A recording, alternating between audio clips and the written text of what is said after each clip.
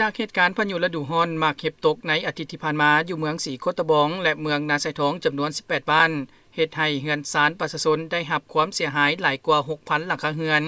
ในวันที่27มีนาคม2026นี้สหายธงลุ้นศิสุริตเลขาธิการใหญ่ประธานประเทศแห่งสาธารณรัฐประชาธิปไตยประชาชนลาวพร้อมด้วยคณะได้ลงเยี่ยมยามและมอบเครื่องช่วยเหลือผู้ประสบภัยดังกล่าวโดยได้นำเอาวัตถุปัจจัยมอบให้ประชาชนรวมมูลค่าหลายกว่า3ตื้อกีบมีห้องนายกรัฐมนตรีกระทรวงป้องกันประเทศเลขาคณะพรรคนครหลวงเวียงจันทน์ภาคส่วนเกี่ยวข้องและตัวแทนจากพ่อแม่ประชาชนที่ถูกผลกระทบเข้าร่วมติดตามสหายทงลุ้นศรีสุริตได้รับฟังการรายงานย่อและการแก้ไขในเบื้องต้นจากประธานปกครองนครหลวงจากนั้นสหายประธานประเทศได้โอลมและให้ทิศชี้นำต่อกับคณะรับผิดชอบให้จัดตั้งปฏิบัติแผนการช่วยเหลือ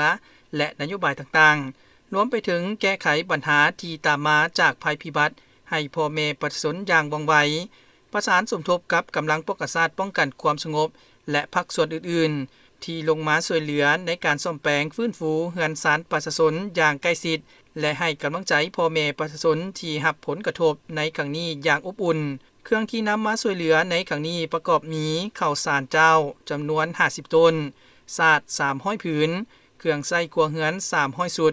และมอบเงินช่วยเหลือให้ครอบครัวที่ทุกข์ยากขาดเขินที่ได้รับผลกระทบจำนวน35ครอบครัวใน18บ้านตึบอีก